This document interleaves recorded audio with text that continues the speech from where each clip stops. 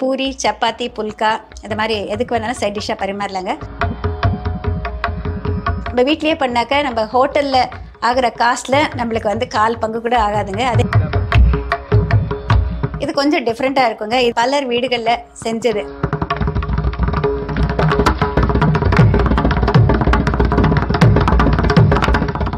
Welcome to Mallika Badrinath வீட்டு சமையல். இப்போ நம்ம பார்க்க போகிறது ஒரு சைட் டிஷ், பாலக் பன்னீர் ப்ரக்கோலி. அதாவது ப்ரக்கோலியும் பன்னீரும் சேர்த்துட்டு ஒரு பாலக் கிரேவி பண்ண போகிறேன். இது கொஞ்சம் டிஃப்ரெண்ட்டாக இருக்குங்க. இது கூட வந்து அந்த காலத்துலேருந்து பலர் வீடுகளில் செஞ்சது. பலர் வீடுகள்னாக்க அந்த காலங்கிறது கிடையாது, ஒரு இடைப்பட்ட ஒரு 20-30 இயர்ஸ் முன்னால் இருந்து நான் கற்றுக்கிட்ட ஒரு விஷயம். இதை ஷேர் பண்ணிக்கிறேன். ரொம்ப டேஸ்டியாக இருக்கும். சின்ன சின்ன டிப்ஸு சொல்கிறேன், அதெல்லாம் ஃபாலோ பண்ணிங்கன்னா எல்லாருக்குமே ரொம்ப சுவையாக பண்ண முடியும். இப்போது இந்த கிரேவி பண்ணுறதுக்கு என்னென்ன பொருட்கள் தேவைன்னு சொல்கிறேன் பாருங்கள். பாலக் பன்னீர் ப்ரக்கோலி பண்ணுறதுக்கு தேவையான பொருட்கள் பார்த்திங்கன்னா, இது வந்து பாலக் கீரை. இதில் வந்து டெல்லி பாலக் அப்படின்னு சொல்லிட்டு இருக்குது. நம்ம 2 விதமாக இருக்குது. இது திப்பு பார்த்திங்கன்னா வந்து இது வந்து ரவுண்டாக இருக்குது பாருங்கள், இது டெல்லி பாலக். இது வந்து கூடுதல் சுவையாக இருக்கும். இன்னொரு பாலக்கும் கிடைக்கும், அது வந்து கொஞ்சம் ஷார்ப்பாக இருக்கும். எந்த பாலக் கிடைச்சாலும் பரவாயில்லைங்க, நம்ம பண்ணலாம். வித்தியாசம் இருக்குங்கிறதுக்காக நான் சொல்கிறேன். இந்த பாலக் தான் நான் இப்போ எடுத்திருக்கேன். இது வந்து நம்ம ஒரு கட்டு அளவுக்கு எடுத்துக்கிட்டோம். இங்கே வந்து ப்ரக்கோலி எடுத்திருக்கேன், கட் பண்ணி வச்சுருக்கேன். நம்மளுக்கு எந்த சைஸ் வேணுமோ அந்த மாதிரி சைஸ் வச்சுக்கலாம். பன்னீர் நம்ம விரும்புகிற அளவு போட்டுக்கலாம். இப்போது இங்கே வெங்காயம் பொடியாக கட் பண்ணி வச்சுருக்கேன். ஜஸ்ட்டு ஒரு 2 வெங்காயம் பொடியாக கட் பண்ணிக்கலாம். 2 இல்லைன்னா 3 தக்காளி அந்த சைஸுக்கு தகுந்த மாதிரி அதை கட் பண்ணி எடுத்துக்கணும். இதோட இஞ்சி பூண்டு விழுது 1 டீஸ்பூன் இல்லைன்னா 1.5 டீஸ்பூன் கூட போடலாம். இது மசூர் தால் 1.5 டேபிள் ஸ்பூன் அளவுக்கு மசூர் தால் எடுத்திருக்கேன். தகுந்த அளவு உப்பு, கொஞ்சமாக சர்க்கரை. இது வந்து நான் வந்து ப்ரௌன் நிறத்தில் இருக்கிற பழுப்பு சர்க்கரை எடுத்திருக்கேன். நீங்கள் விருப்பப்பட்ட, அதாவது கீரைக்கு ஒரு கூடுதல் சுவையை கொடுக்கணும், ஒரு 1/2 டீஸ்பூன் போட்டு அதுக்காக சேர்த்துருக்கேன். இது தனியாத்தூள் 1.5 டீஸ்பூன், காஷ்மீரி சில்லி பவுடர் இது 1/2 டீஸ்பூன் இல்லைன்னா 3/4 டீஸ்பூன் போடலாம். கரம் மசாலா பவுடர் கொஞ்சமாக போட்டுக்கலாம். தாளிக்கிறதுக்கு சீரகம், தேவையான அளவு எண்ணெய். மசூர் தாலோட பாலக்கீரை சேர்த்துட்டு நம்ம வந்து கொஞ்சமாக தண்ணி ஊற்றிட்டு ப்ரெஷர் குக்கரில் 1 விசில் வேக வச்சு எடுத்துருக்காங்க. இல்லைன்னா 2 விசில், இந்த தால் வேகிறதுக்காக தாங்க. அது மாதிரி வேக வச்சு எடுத்துக்கணும். அது நல்லா ஆறிய பிறகு இப்போ நம்ம அதை அரைச்சிக்கணும். அதுக்கு முதல்ல இங்கே ஃப்ரை பண்ணுறது என்னன்னு சொல்லிட்டு பார்க்கலாம். அடுப்பில் ஒரு வாணலி வச்சுருக்கேங்க, கொஞ்சமாக எண்ணெய் விட்டுக்கலாம். இந்த எண்ணெய் சூடானதும் கொஞ்சம் சீரகம் சேர்த்துக்கலாம். சீரகம் சேர்க்குறப்ப நம்மளுக்கு வந்து எந்த ஒரு டிஷ்ஷாக இருந்தாலும் சரி அது எளிதில் ஜீரணம் ஆகும். தாளிக்கிறதுக்கு நீங்கள் வேணும்னா சோம்பு கூட போட்டுக்கலாம். இதோட வெங்காயம் சேர்த்துக்கிறேன்.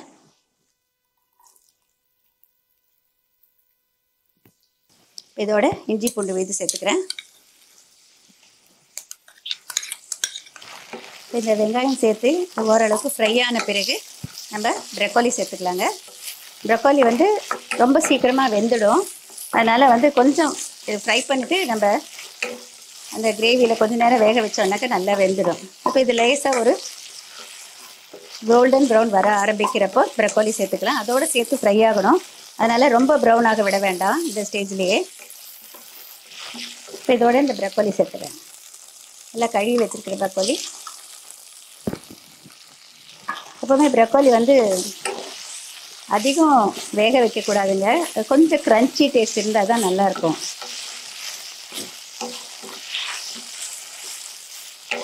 இப்போ இதில் தக்காளி சேர்த்துக்கலாம்.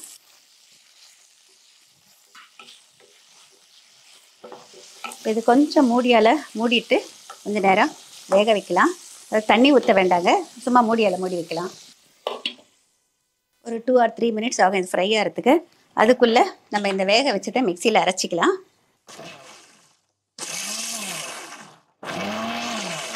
இப்போ இது திறக்கிறேன், கொஞ்சம் கவனம் தேவைங்க, ஸ்டீம் எஸ்கேப் ஆகும், பத்திரம்.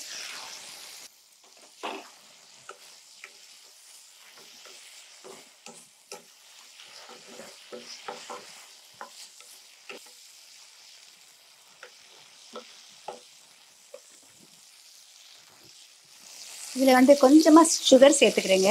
இது வந்து ஃப்ரை பண்ணுறப்போ ஒரு நல்ல டேஸ்ட் கொடுக்கும். இது வந்து ஒரு கேரமல் சுகர் மாதிரி ஒரு கேரமலைஸ் ஆகிறப்போ ஒரு நல்ல ஒரு சுவையை கொடுக்கும். ரொம்ப கொஞ்சமாக தான், லெஸ் தேன் 1/2 டீஸ்பூன் போட்டால் போதுமானது. இப்போ இந்த ஸ்டேஜில் வந்து தனியாத்தூள் சேர்த்துக்கிறேன். இதுக்கு சீரகத்தூள் கிடையாது, தனியாத்தூள் மட்டும்தான். 1.5 டீஸ்பூன் சேர்த்துக்கலாம், ஒரு நல்ல மணத்தை கொடுக்கும். இதோட இந்த ஆயிலே தான் சேர்க்கணுங்க.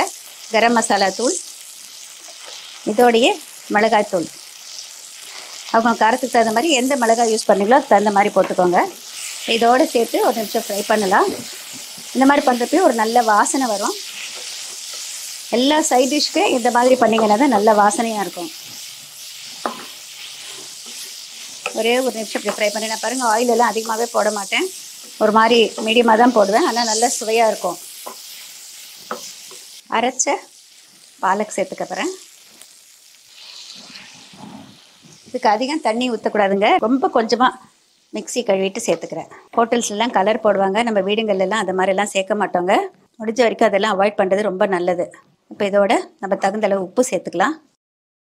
ஒரு 2 மினிட்ஸ் கொதிக்கட்டும், அப்புறம் பன்னீர் சேர்த்துக்கலாம். பன்னீரை ஃப்ரை பண்ணணுங்கிற அவசியம் இல்லைங்க, இப்போ வர்ற பன்னீரெலாம் வந்து நேரடியாகவே சேர்க்கலாம்.